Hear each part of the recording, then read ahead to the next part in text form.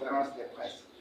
Donc, pour ce faire, nous allons vous lire notre déclaration qui constitue la position de Alerte RDC prise à l'issue de 3 journées de réflexion et d'échange par rapport à la situation, notamment la question électorale et la situation sécuritaire dans notre pays.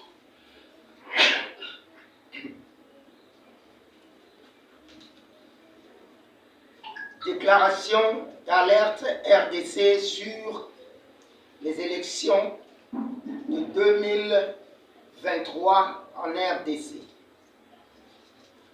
Très chers compatriotes, peuple de Dieu, que la paix et la grâce de Dieu qui surpasse toute intelligence vous soient données par Jésus-Christ, notre Seigneur et Sauveur. Les laïcs de toutes les confessions religieuses, mouvements citoyens, organisations de la société civile et leaders d'opinion engagés, regroupés au sein de l'alternative laïque engagée pour la refondation totale de l'État, Alerte RDC en sigle, se sont réunis en date du vendredi 10 novembre 2023 à Kinshasa pour réfléchir et évaluer objectivement l'évolution du processus électoral en cours et la situation sécuritaire du pays. 2. Alternative laïque engagée pour la refondation totale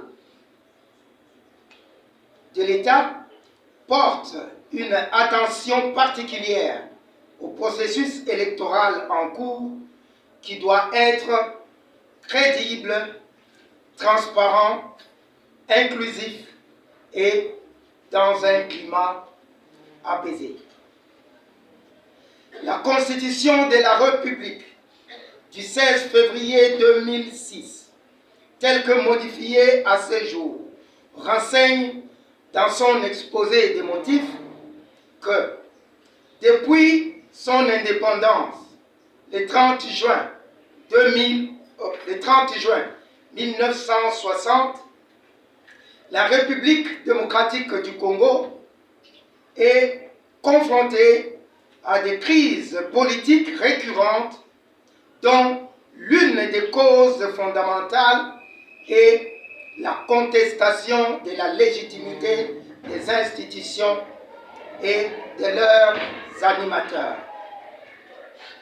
À cet effet, Alerte RDC est profondément préoccupée par, d'une part, la nécessité légitime d'organiser les élections dans le délai constitutionnel et d'autre part, l'éventualité d'une crise politique résultant des élections mal organisées qui enfonceraient davantage le pays dans l'instabilité. Il ressort des analyses et enquêtes menées par Alerte RDC sur le terrain ce qui suit. 1.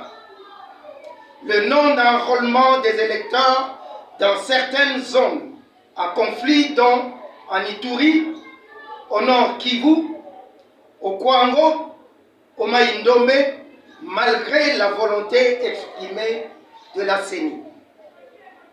Le retard de publication des listes des électeurs dans des centres de la CENI. Les défis liés à la logistique et au déploiement des kits électoraux sur toute l'étendue de la République. 4. Les vérifications encore en cours à ce jour des anciennes machines à voter opérationnelles au niveau des antennes de la CENI dans différentes provinces. Le non-respect des délais des opérations prévues dans le calendrier même de la CENI.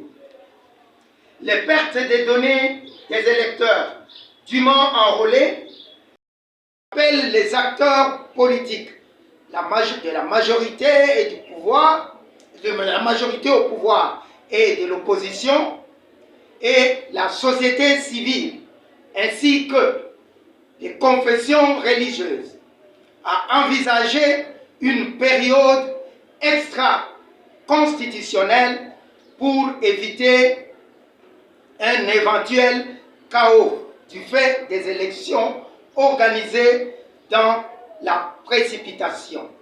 Alerte RDC transmettra la proposition y afférente à qui de droit. Il n'y a point de honte à revenir au bon sentiment avant qu'il ne soit trop tard. Alerte RDC rappelle ici un conte de chez nous, celui de Kapwepwe. Puisqu'il avait honte de revenir au bon sentiment, il fut enterré vivant.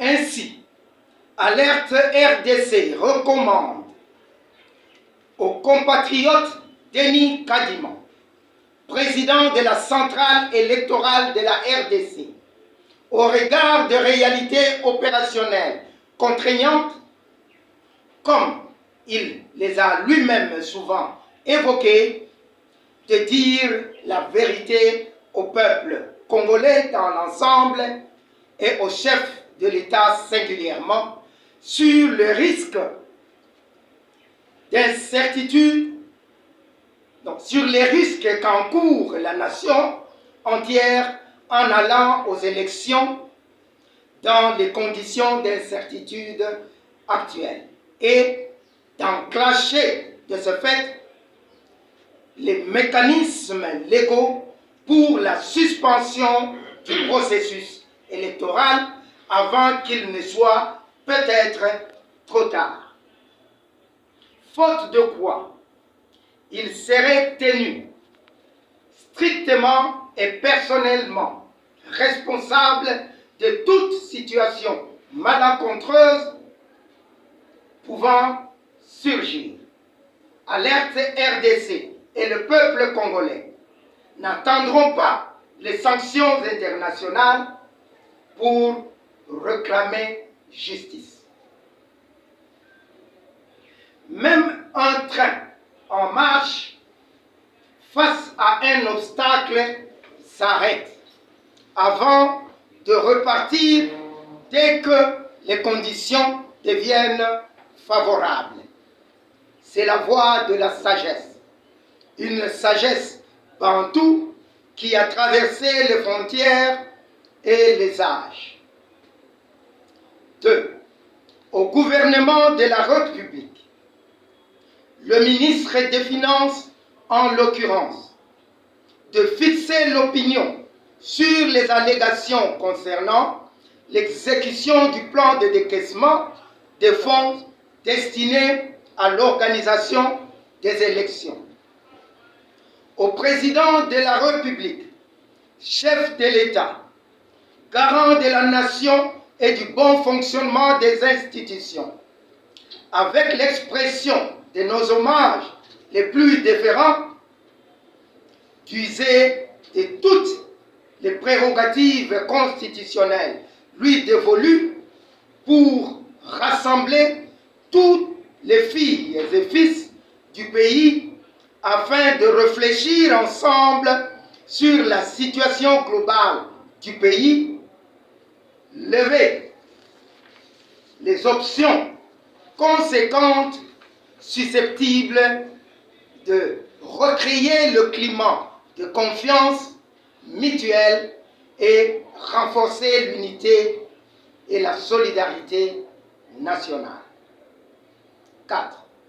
Au peuple congolais de demeurer vigilant, à l'écoute et prêt, mais surtout de ne pas céder aux manœuvres belliqueuses des politiciens qui, l'expérience plutôt récente, nous renseigne qu'ils n'ont en bouche toujours que le nom du peuple, alors que le cœur tout à fait, dans le cœur tout à fait autre chose, à savoir leur ventre, leur poche, leur famille biologique, avant tout et exclusivement.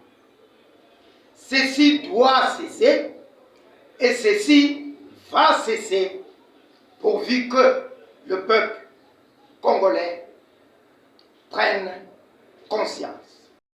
La République démocratique du Congo et son peuple dans la solidarité et la fraternité avec les autres peuples amis du monde. Fait à Kinshasa le 13 novembre 2023. Je vous remercie pour le compte d'Alerte RDC.